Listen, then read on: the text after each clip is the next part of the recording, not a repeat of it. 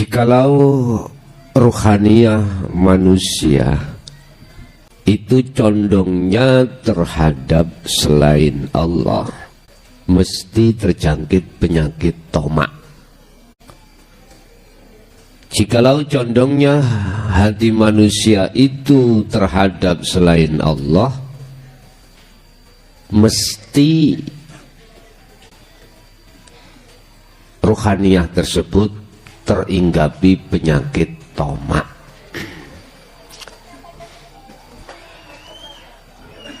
Tidak akan mungkin muncul tangkai tatkala pangkalnya itu tiada. Akan memunculkan tangkai manakala tidak ada pangkal. Semakin subur pangkal satu pohon, maka tangkainya juga semakin banyak. Semakin subur tomak kita sebagai pangkal, maka semakin banyak hinaan hati pada Allah. Itu yang mesti.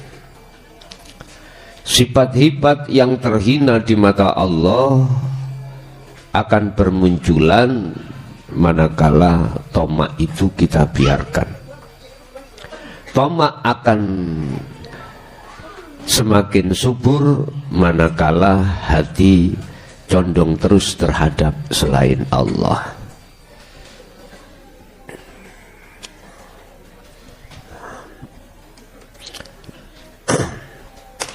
Ini namanya penyakit ribut, ya. Penyakit ribut, ya. Bapak Ibu hadirin jamaah rahimakumullah. Sifat tomak, apa sih tomak itu? Pengharapan hati kita terhadap selain Allah. Siapa yang terbelenggu dengan tomak, maka selama itu akan menjadi budaknya hawa nafsu. Yang hawa nafsu membudak terhadap diri kita, apa yang kita tomai. Apa tomak apa kita? Kita akan diperbudak oleh nafsu dengan apa yang kita tomai.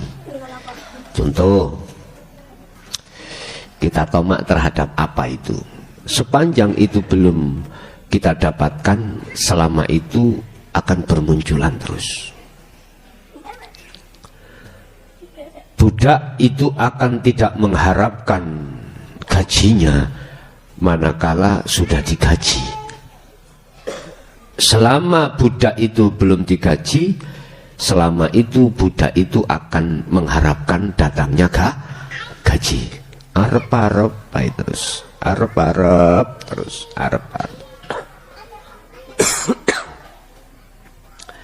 Bapak Ibu, itu manakala condongnya hati kita selain Allah. Lah, untuk melawan tomak ini dengan sifat apa? Qanaah, sifat nerimo.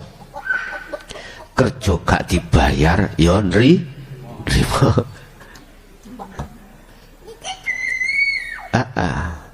Pak ibu meh sakwulan ora dibelanjani ya kudu nrimo.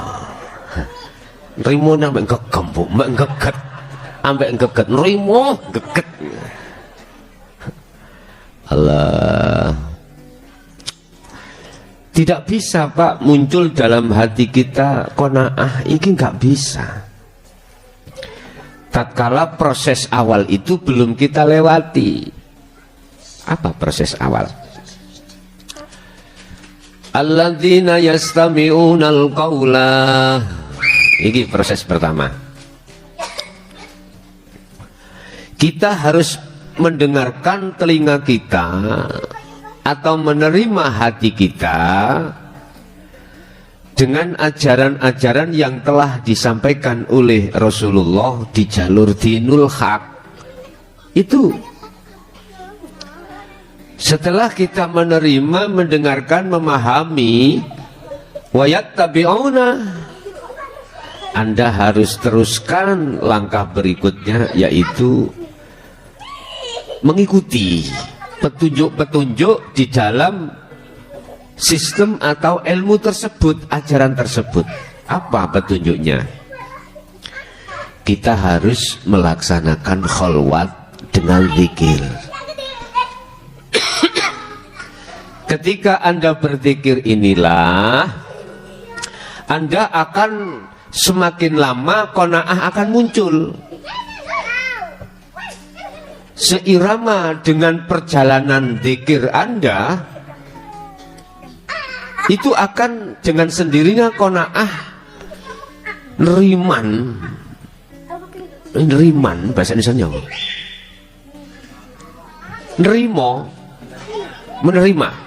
Menerima apa adanya itu akan dengan sendirinya akan terbangun. Seiring terbangunnya qanaah, sifat qanaah dalam diri kita nrimo ing pandum, dengan sendirinya toma itu akan geser, hilang, bahkan langsung tiada. Baru di situ akan muncul qanaah.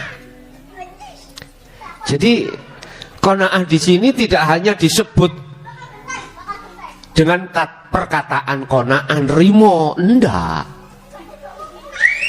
Dalam hatimu itu akan tumbuh satu biji, di mana biji itu akan membentuk hatimu atau ruhaniyahmu itu menerima keadaan. Menerima keadaan. Karena apa? Condongnya hatimu itu hanya pada Allah. Di sinilah Bapak Ibu, terbangunnya qanaah ini dari satu proses kita itu berzikir. Di situ tidak bisa langsung tanpa Anda mengenal terkait masalah zikir, mau rujuk-ujuk tiba-tiba hatimu muncul qanaah, mboten saged. Ada proses tersendiri.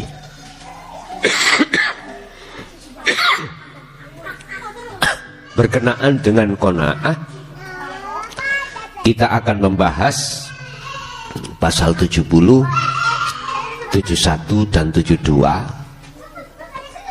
makalah Syekh Ibnu Athaillah. Qala musannifu rahimahullah.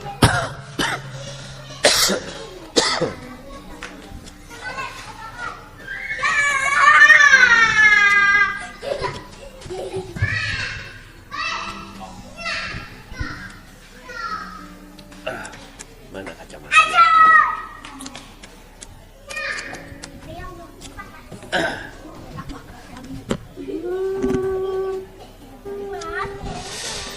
Ma basakot aghsanu dhulli illa ala badri toma.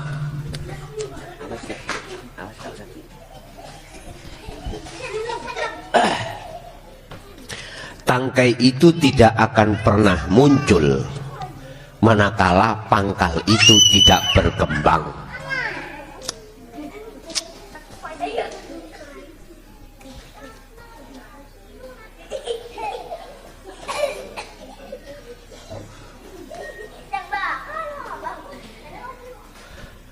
Perkara ino, laku yang diino oleh Allah, dicela oleh Allah, itu tidak akan terjadi.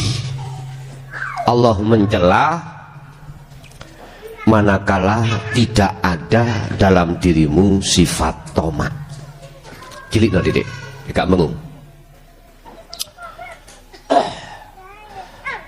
Saya ulangi, Allah tidak menginokanmu, mencelamu dari segi perbuatan baik fisik maupun batin, manakala di dalam tubuhmu itu tidak tumbuh sifat mengharapkan terhadap selain Allah. Artinya apa? Allah akan mencatat semua amal yang ada pada dirimu, dicatat sebagai amal yang diterima alias soleh, manakala di dalam tubuhmu, ruhaniyahmu itu tidak muncul tumbuh-tumbuhan yang disebut sebagai toma. Toma itu mengharap, condong hati terhadap selain Allah. Ini sandalik wali, sandalik wali. Lepas, sandalik. Gini. Nah.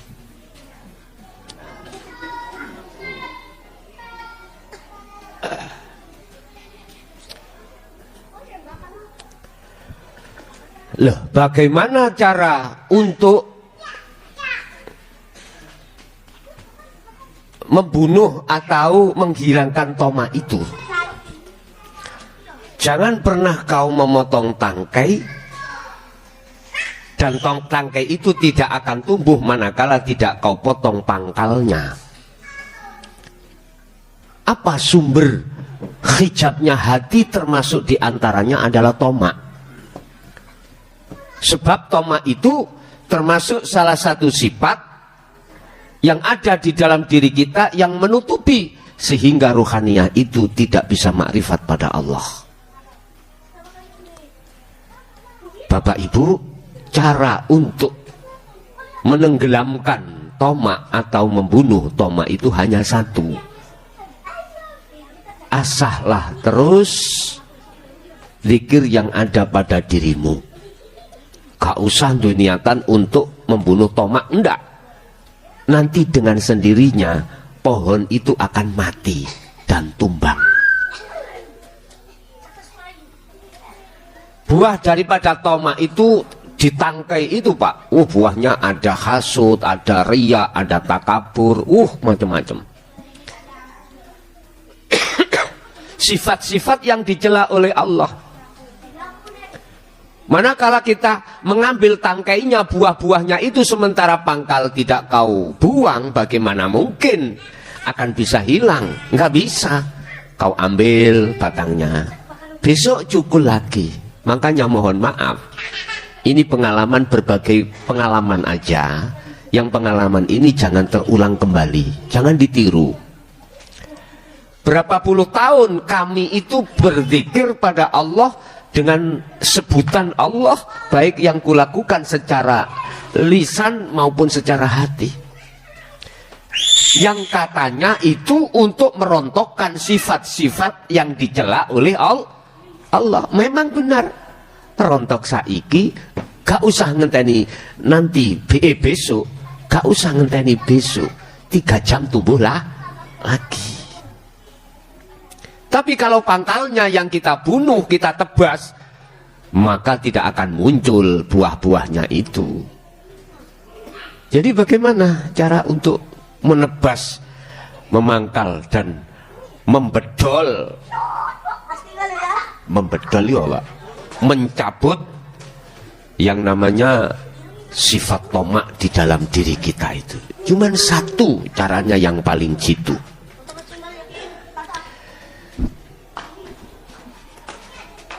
Asah terus zikir yang sudah diberikan Allah terhadap dirimu. Asah terus.